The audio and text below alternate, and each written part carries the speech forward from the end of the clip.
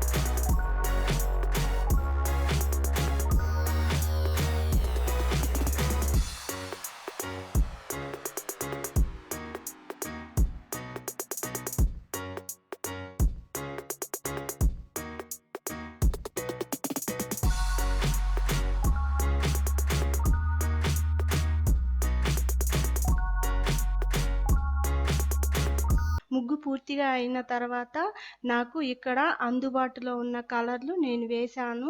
మీరు మీకు నచ్చిన కలర్ వేసుకోవచ్చు. చివరిగా ఒక్క విషయం అండి, ఈ వీడియో మీకు నచ్చినట్లయితే లైక్ చేయండి, షేర్ చేయండి, సబ్స్క్రైబ్ చేయండి, పక్కనే ఉన్న గంట సింబల్ని నొక్కండి. ధన్యవాదాలు.